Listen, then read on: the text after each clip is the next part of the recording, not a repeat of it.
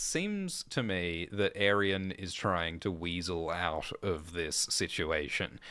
Arian doesn't want to fight Dunk alone, is the sense that I get. I mean, remember, like at the end of last episode, we saw Dunk beat up Arian pretty good. And Dunk is a lot bigger and stronger than Arian. Dunk also looks older than Arian. What does he in the show? Yeah, I don't know how old the actors are.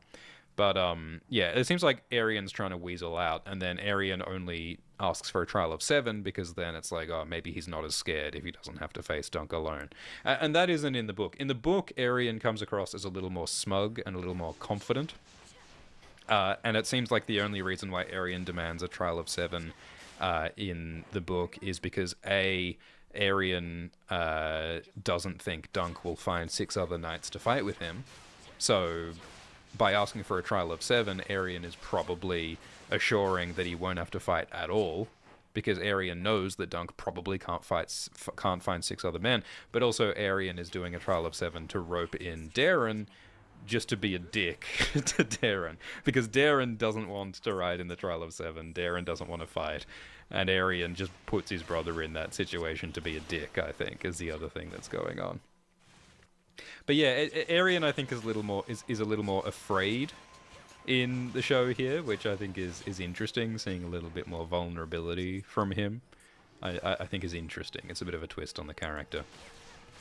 So in the show, Makar says, "What is a trial of 7?" And that line isn't in the book. Because the Trial of 7 is an ancient and archaic tradition that very rarely actually happens. So the Trial of 7 originated in Andalos in the east. So the Andals are a people who came from the east and who then came over and colonized and populated Westeros thousands of years ago. So like Westeros started with the giants and the children of the forest. And then, thousands of years ago, the first men came to Westeros. The first humans in Westeros came to Westeros. And the first men fought wars with the Children of the Forest. And ultimately, the first men made peace with the Children of the Forest in the Pact. And there are theories that the Children of the Forest might have been low-key mind-controlling the first men through sinister blood magic. You should read George Martin's short story, And 7 Times Never Kill Man. If you read George Martin's sci-fi story and 7 Times Never Kill Man, you will never look at the Children of the Forest the same way. Because that's a story about like humans colonizing an alien world and the aliens manipulate them into a peace which is actually not really in the humans' interests. It's George has been reusing these ideas for ages. But anyway, the first men came to Westeros and they made an uneasy peace with the Children of the Forest. And then somewhere between like 2,000 and 4,000 years ago, the Andals came to Westeros, and the Andals brought steel, and they brought the Faith of the Seven, and they warred with the First Men, and the Andals mostly defeated the First Men and mostly took over Westeros, except for the North. The North is one of the only places that resisted the conquest of the Andals, and that's why the North is culturally unique, and the North has this tradition of worshipping the old gods, instead of worshipping the new religion, the Andal religion, the Faith of the Seven. So since the Andals were like keen on numerology a bit, I guess, the Andals religion is the Faith of the Seven. So for that reason, the Andals have this tradition of fighting trials of 7. And so that's where it's a trial by combat where you have a team of 7 against a team of 7, and whichever side wins the fight is deemed to be correct in whatever legal dispute you have. And the idea is that the gods will intervene. So the gods will help whoever is correct and righteous, the gods will help that side win the fight. Although in the books, Leo Tyrell points out that is kind of ridiculous. Like, Leo Tyrell in this scene, he says, maybe the Andals just really liked fighting, and that's why the Andals insisted on trials of 7 instead of one-on-one. But, yeah, that's the trial of 7 situation. And the last time a trial of 7 happened was with Maegor the Cruel.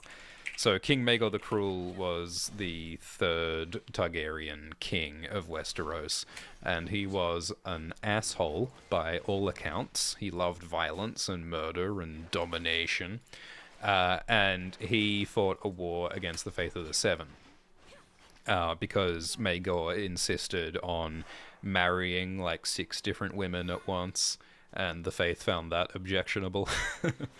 And so the Faith challenged Maegor and warred against Maegor, and so Maegor challenged the Faith to a trial of 7, which is pretty fun. It's a bit like challenging the Catholic Church to pistols at dawn, you know? Or did.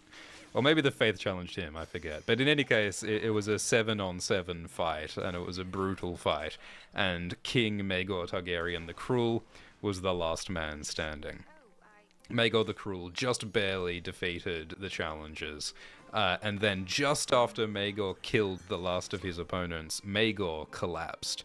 And for 30 days, Maegor was unconscious and insensate, and everyone's like kind of hoping that Maegor is gonna die.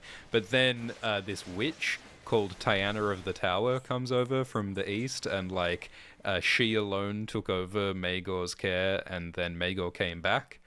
And so a lot of people are like, hang on, like, did Tyanna heal King Maegor the Cruel, or did Tyanna resurrect King Maegor the Cruel? Is it possible that King Maegor actually died and then Tyanna brought him back to life? I think there's a lot of sick artwork of Maegor and Tyanna that you can see online. But yeah, so that's what happened the last time a Trial of 7 happened. There's a lot of theories, incidentally, about Daenerys. Like, some people believe that Daenerys Targaryen died on the pyre at the end of Book 1, Season 1. And that Daenerys is actually, like, a fire zombie all this time. I don't really subscribe to that, but, yeah. So that's the last time that a Trial of 7 happened. It was, like, over 100 years ago, 150 years ago. And so it's a pretty obscure thing to bring up in this conversation now, but that's what Aerion does. He brings up the Trial of 7. And in the book, Lionel Baratheon, like, he joins Dunk's side, because he's like, yeah, this sounds like good fun. This sounds like a good way to get glory, is to participate in the first Trial of 7 in 150 years. So yeah, this is one of those meetings that probably could have been an email.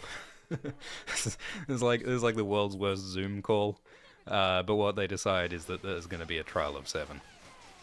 Longthorn is Ashford's boss, and Baelor is Longthorn's boss.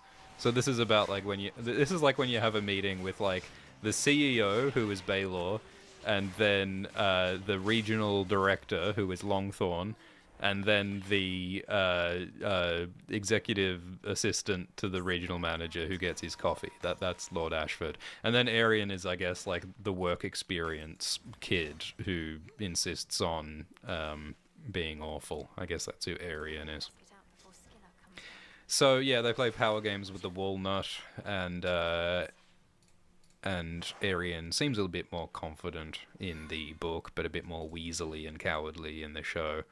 Darren the Drunken is present in this scene in the book, and Darren says, like, hey, I really don't want to participate in the Trial of 7. But yeah, Aerion insists on a Trial of 7. And let's go to the next scene.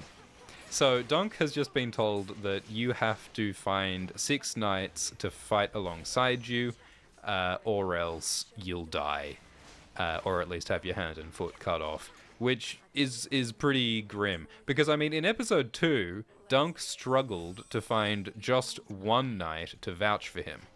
In episode 2, Dunk could not find 1 knight to just acknowledge Dunk's existence as a knight. So how the hell is Dunk possibly going to find 6 knights to risk their lives for him? Like, Dunk has to find 6 knights who will go up against the royal family. I mean, look at this lineup. Like, the people who Dunk has to fight. Baelor Targaryen and Maekar Targaryen are war heroes. Well, yeah, they don't know Baelor, yeah. But Maekar Targaryen is a war hero. Maekar is the Anvil. Aerion, everyone knows, is like a dangerous piece of shit who, like, wounded Harding's horse. Donald of Duskendale, Roland Craycall, and Willem Wild are Kingsguard knights, so they are ostensibly some of the greatest knights in the realm. I mean, there's a line in the book that says that the Kingsguard Donald, Roland, and Willem, are probably the most skilled warriors in Westeros apart from Baelor Breakspear. Baelor Breakspear is said to be possibly the best knight in Westeros currently. So it's like, who would want to go up against the Kingsguard and Prince Maekar? Like, not only because of the danger of going up against such formidable knights, but also the political implications. The Targaryens, the royal family, are not going to be happy with you if you fight them, especially if you win. So it is dangerous, both like politically and in terms of the combat, to side with Dunk. So it really seems as though Dunk is screwed. So there's this sudden cut of Dunk stepping out, and then suddenly it cuts to Thunder.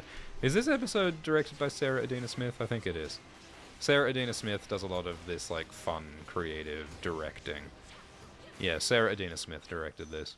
And so she does this fun cut from the okay weather to the rainstorm. And, you know, again, I think that symbolizes the sudden loss of hope, the sudden change of Dunk's fortunes. At the start of this season, he was so hopeful that he was going to win the tournament and be a knight and kiss a girl, and now he's like, well, guess I'll die. that didn't work out. And he says as much to his horses, Thunder and Chestnut. Dunk says, "Oh, lads," to Thunder and Chestnut. In the book, The Hedge Knight, it says that Chestnut is female, but in a later book, it says that Chestnut is male. George Martin can't make up his mind what sex this horse is. So, is lads the correct word for these horses? Who knows? So Raymond finds Dunk and brings him into the tent.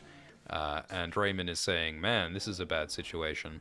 But Stefan, the cousin of Raymond, the knight, says Stefan Fossaway, says, I'll fight with you, because he saw what Aerion did to the puppeteers, and he says that knights are meant to protect the innocent, so I will side with you. And it's funny that Stefan is saying all the right things here, and Stefan is saying, yeah, we've got to do the moral thing, because at the end of the episode, Stefan betrays Dunk and sides with Aerion instead. So Stefan's words are so empty here, and I think having Stefan say all the right things and talk about morality and honor and glory really makes Stefan's betrayal all the more despicable, because Stefan knows that Dunk is the right side, but he so selfishly goes against that. And so Stefan says a line that is not in the book, which is, us Fossaways, we were here long before the Targaryens came to our shores, and we'll be here long after they are gone. And so that's another example of the sort of anti-Targaryen sentiment that they're exploring in this season, that isn't in the book. So, like, in the book, there's no sense of, like, political insecurity with the Targaryens.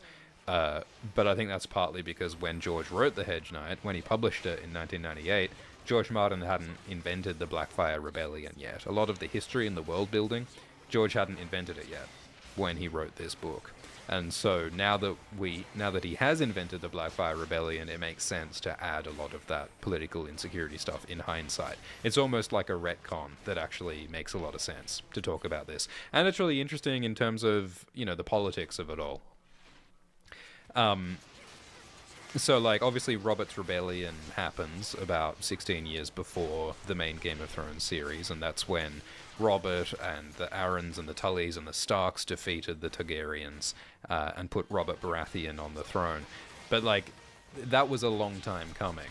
It makes sense that for generations there were people who were unhappy with the Targaryens, because as Raymond said last episode, many Targaryens have been mad, cruel tyrants, like King Maegor the Cruel. And sometimes that, like, political discontent, sometimes plotting against the royals, sometimes that happens at tournaments. So in the Game of Thrones books, there was a tournament called the Harrenhal Tourney in 281 AC. So this is like some 18 years prior to the main Game of Thrones series. And so the Harrenhal Tourney was a big tourney. It was the best house party in Westerosi history. Ned Stark or Brandon Stark hooked up with the Shara Dane, maybe. Robert Baratheon was partying. Barristan Selmy danced with the Shara Dane. Everyone was having a big, good old time at Harrenhal. Partying and drinking and hooking up and conspiring against the monarchy.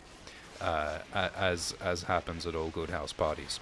And there's all this stuff in the history books about how Prince Rhaegar Targaryen, son of the king, Aerys Targaryen, may have organized this whole tournament as an opportunity to plot and to build alliances and to plan to remove his father, the Mad King, from the throne. But Rhaegar seems to have gotten a little bit distracted at that tournament, and he ended up hooking up with Lyanna Stark, which actually just led to Robert's Rebellion, or contributed to Robert's Rebellion, when the entire Targaryen family was taken down. But it's really interesting that Rhaegar was planning to replace the Mad King with himself, but what actually happened was the entire Targaryen regime coming down. And so, there's all this relationship building that happened between the Baratheons, Jon Arryn, Rickard Stark, Hoster Tully. All those guys made friends